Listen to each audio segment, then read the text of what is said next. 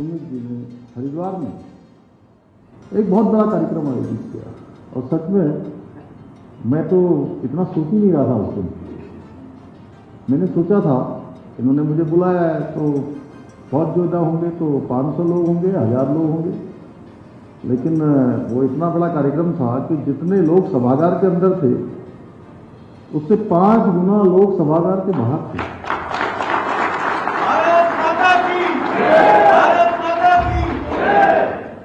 तो इसलिए मैं आज जब मुझे बताया गया हमारे श्री देवेंद्र बिष्ट देवू जी द्वारा अनेक कार्यक्रमों में बढ़ चढ़कर भाग लेते हैं, इन्होंने मुझे कहा भाई साहब अनुपम जी और हम लोग यहाँ पर एक बड़ा कार्यक्रम आयोजित कर रहे हैं और पूरे देश भर के लोग आने वाले हैं, तो सच में अब तो मेरा उत्साह जो है आप सबके कार्यक्रमों में आके बढ़ने लगा, मेरी ऊर्जा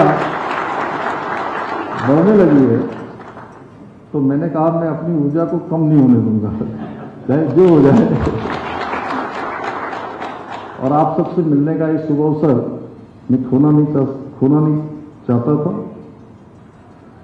और जब ये देवेंद्र जी आए थे निमंत्रण देने के लिए, मुझे लगा कि अति व्यस्तता के कारण मैं शायद कार्यक्रम में ना आ पाऊँ, लेकिन आप सबसे मिलने की दिल में एक जो बड़ी तीव्र इच्छा थी और तीव्र इच्छा के साथ साथ देवेंद्र जी का बहुत आग्रह था। और यहाँ मैं देख रहा हूँ कि पूरे देश भर के लोग आए हैं। सच में ये कार्यक्रम बहुत शानदार है, बहुत अद्भुत है। मैं एक बार फिर से सभी आयोजकों का भी मैं इस कार्यक्रम को आयोजित करने के लिए भारतीय मजदूर संघ, ONGC अधिकारी संघ की पूरी टीम को बहुत साधुवाद देता हूँ।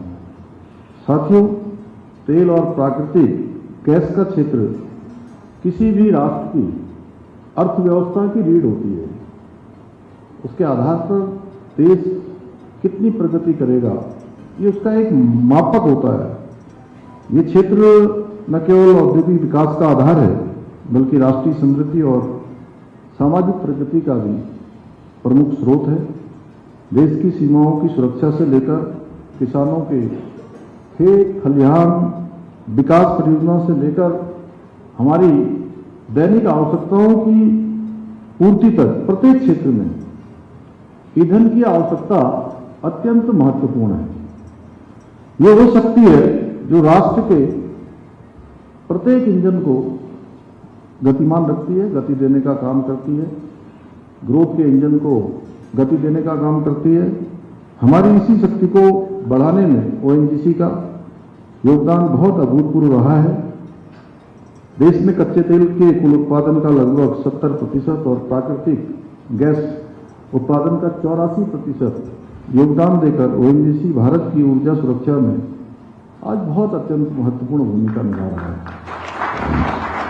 इतना ही नहीं, आज ONGC विदेश शाखा द्वारा विश्व के अनेक देशों में तेल एवं गैस ब्लॉक्स का अधिग्रहण किया गया है, जिससे भारत की वैश्विक ऊर्जा पहुंच और रणनीतिक भागीदारी को मजबूती मिली है।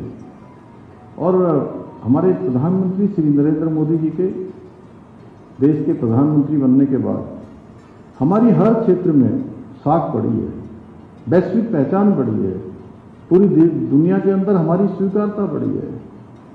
उसी प्रकार तेल के क्षेत्र में भी, प्राकृतिक गैस के क्षेत्र में भी दुनिया के अंदर हमारी भागीदारी बढ़ी है।